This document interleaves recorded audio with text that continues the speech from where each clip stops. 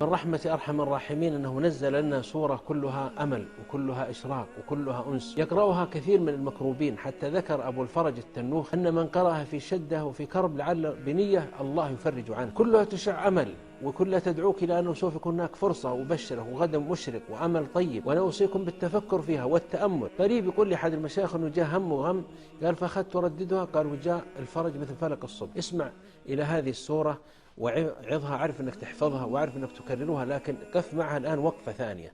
ألم نشرح لك صدرك ووضعنا عنك وزرك الذي أنقض ظهرك ورفعنا لك ذكرك فإن مع العسر يسرا إن مع العسر يسرا فإذا فرغت فانصب وإلى ربك فارغب.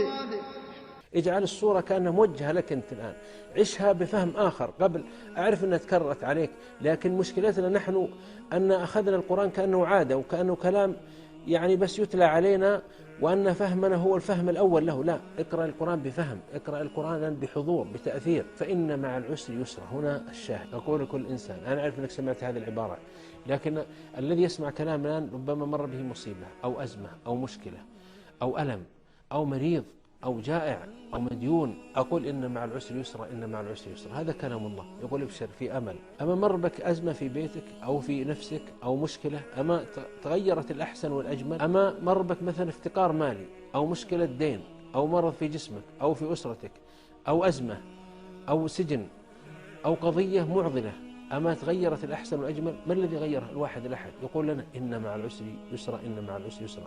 بشر نفسك بالأمل.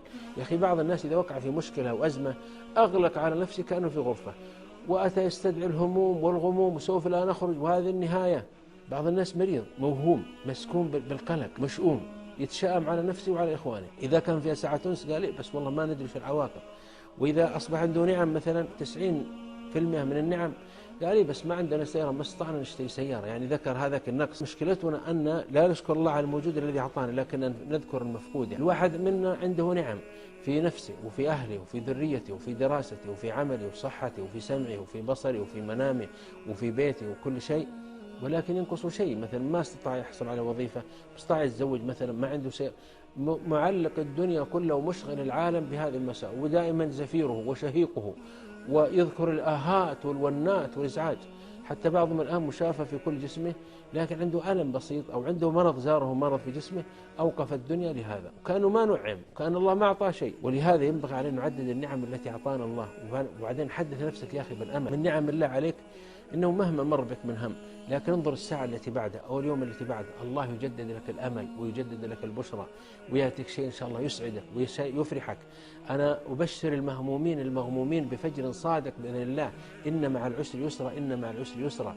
ابشروا بالأمل وابشروا بالفجر الجديد. بالله عليكم، هل يستمر الليل الذي خلقه الله الليل الأسود هذا؟ الفجر بعده، ثم تأتي الصباح، يأتي الصباح بنوره وبهائه وطلته المشرقة وبشمسه المضيئة. فيا إخوة منوا أنفسكم، دائما كرروا إن مع العسر يسرا، إن مع العسر يسرا. هذه الحياة هي حياة جميلة متى ما نظرناها بجمال، ومتى ما توكلنا على الله، ومتى ما جعلنا شعارنا إن مع العسر يسرا، إن مع العسر يسرا.